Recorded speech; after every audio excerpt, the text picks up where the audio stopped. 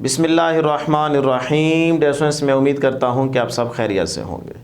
Dear students, हम class 10th chapter 18 atomic and nuclear physics का topic start कर रहे हैं 18.4 टॉपिक का नेम है जी न्यूक्लियर ट्रांसम्यूटेशन।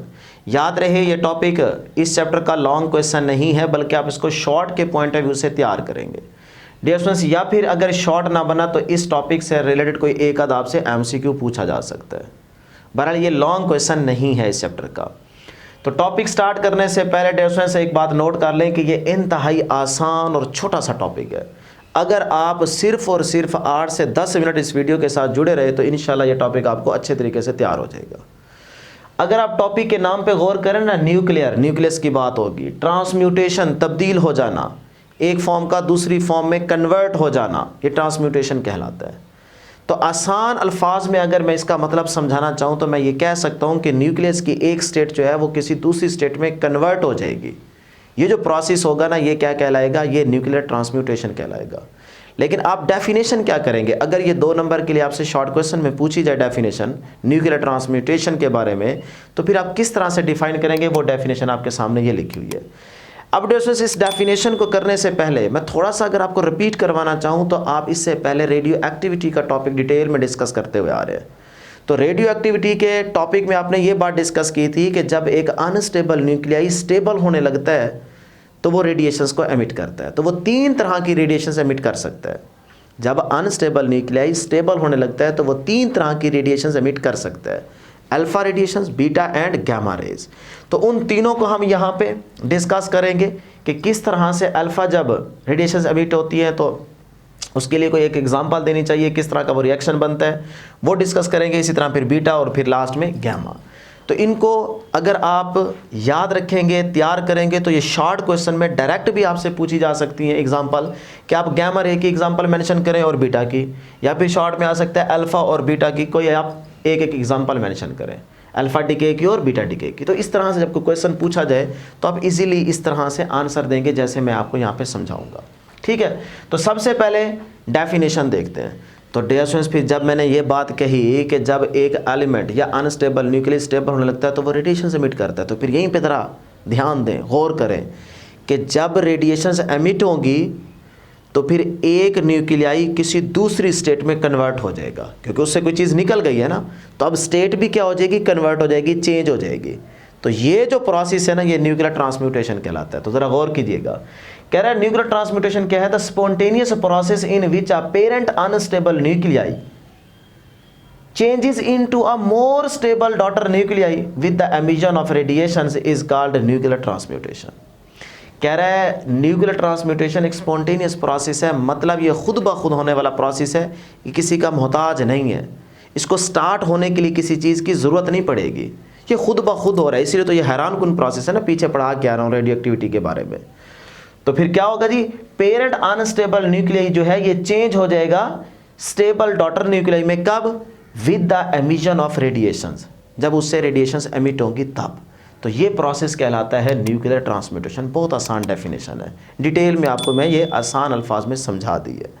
अब डेफिनेशन ज़रा हम आते हैं कि इनके अंदर जो अल्फ़ा डीके, बीटा डीके और गामा डीके की बात करते हैं कि किस तरह से हम एक सूटेबल एग्जांपल मेंशन करेंगे और इसकी जनरल इक्वेशन लिखेंगे।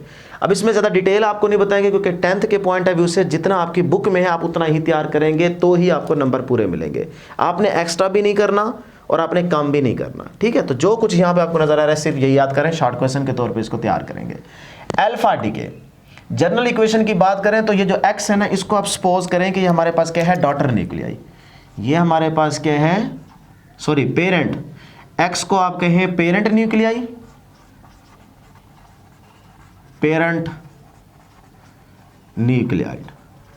और जो वाई है ना, इसके लिए निशानी याद रखें कि ये हमारे पास क्या है? Daughter nuclei.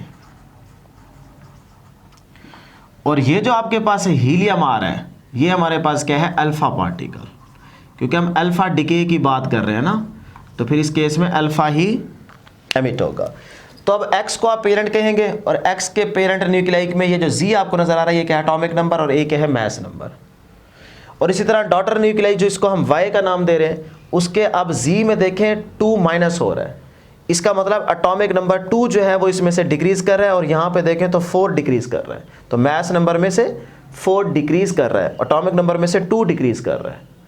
तो इसका मतलब जब पेरेंट न्यूक्लियाई या अनस्टेबल न्यूक्लियाई स्टेबल होने लगता है तो वो रेडिएशन इमिट करेगा। तो इस केस में जो रेडिएशन निकली है वो कौन सी है? हीलियम, यानी कि अल्फा पार्टिकल एमिट होगा। और अल्फा पार्टिकल के साथ में क्या है? एनर्जी, एनर्जी भी एमिट होगी। तो अब ये जो अल्फा पार्टिकल है जिसे आप हीलियम कह रहे हैं, ये इस केस में क्या हो रहा है? एमिट हो रहा है। तो फिर इस पे आपसे चार्ज पूछा जा सकता है, प्रोटॉन पूछे जा सकते हैं, इसमें कितने हैं, न्यूट्रॉन कितने, ये आपसे एमसीक्यू में पूछा जा सकता है। तो पहले यहाँ पे डियर स्टूडेंट्स इसकी एग्जांपल देखें, फिर मैं मेंशन कर देता हूँ कि इसका चार्ज क्या होगा और प्रोटॉन इसमें कितने होंगे और न्यूट्रॉन कितने होंगे। एग्जाम्पल कोई दें, ये तो जनरल इक्वेशन है ना। तो एग्जाम्पल है, सपोज करें हमारे पास क्या है? Radium 88 atomic number, 226 mass number.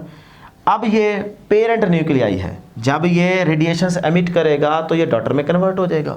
तो यहाँ पे देखें जो रेडॉन है ये हमारे पास क्या है? डॉटर न्यूक्लियाई, जिसका एटॉमिक नंबर 86 और यहाँ पे मास नंबर क्या है? 222।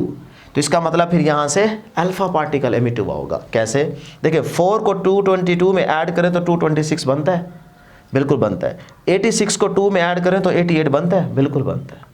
तो इसका मतलब वाकई यहाँ से अल्फा पार्टिकल एमिट हुआ है, और प्लस साथ में क्या आ जाएगा? एनर्जी।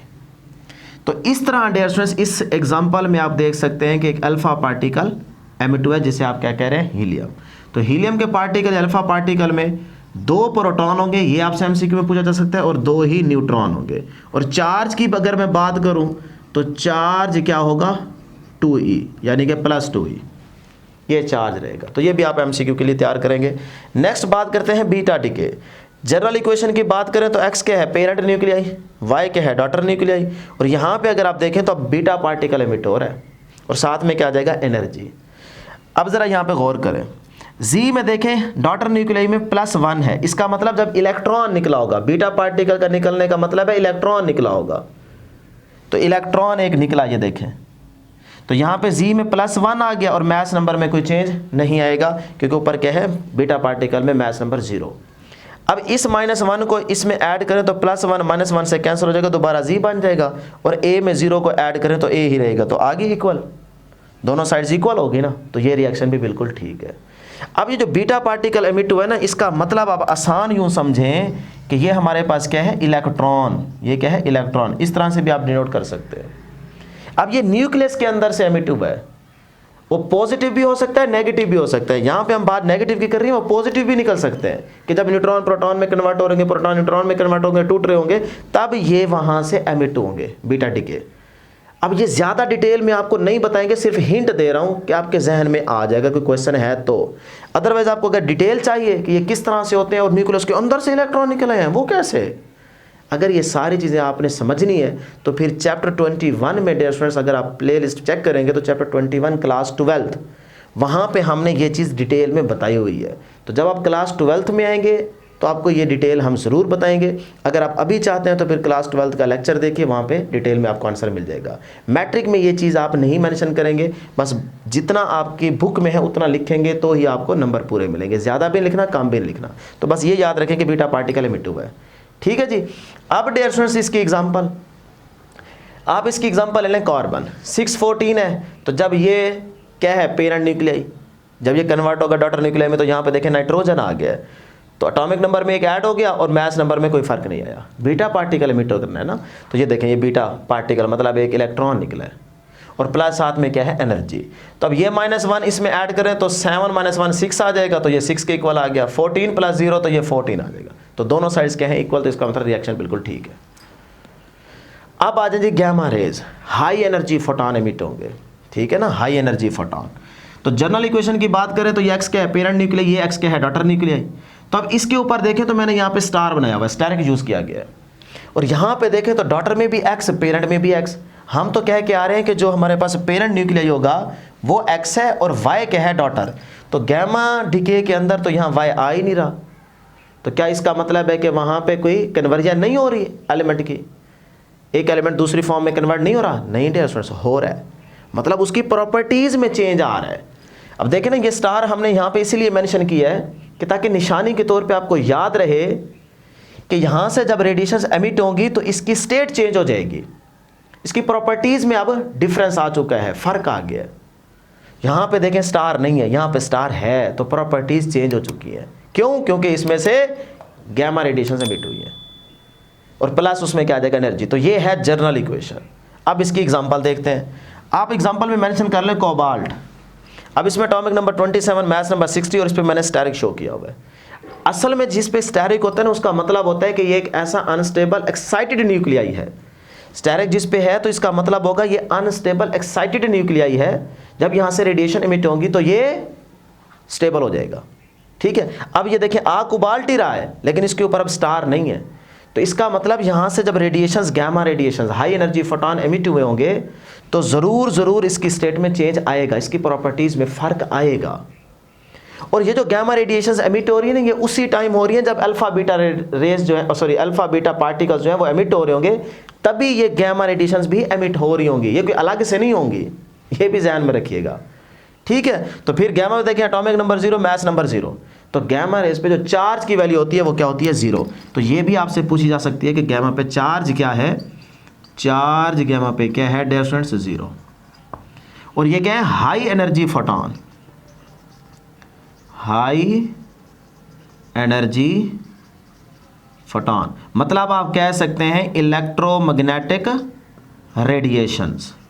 ठीक है, अब इलेक्ट्रोमैग्नेटिक रेडिएशन का कैसी इलेक्ट्रोमैग्नेटिक रेडिएशंस, जिनकी एनर्जी या फ्रीक्वेंसी क्या है, हाई, एरो अपवर्ड का मतलब हाई है, हाई लिख ले, और वेवलेंथ क्या होगी, शॉर्टर, एरो डाउनवर्ड का मतलब है शॉर्टर, डिक्रीज, वेवलेंथ जिसकी कम है और एनर्जी और फ्रीक्वेंसी क्या है, हाई। तो गैमा रेज की एनर्जी फ्रीक्वेंसी हाई होती है और वेवलेंथ क्या होती है, शॉर्टर होती है। तो इस तरह डियर स्टूडेंट्स ये छोटा सा एक टॉपिक है, तो जितनी बातें आपको बताई हैं यही आप तैयार कर लें, तो इंशाल्लाह इसमें से कोई शॉर्ट आएगा तो आप उसको इजीली सॉल्व कर लेंगे। तो दुआओं में ज़रूर याद रखिएगा। इंशाल्लाह नेक्स्ट वीडियो में जल्द मुलाकात होगी, तब तक के लिए अल्लाह हाफिज़।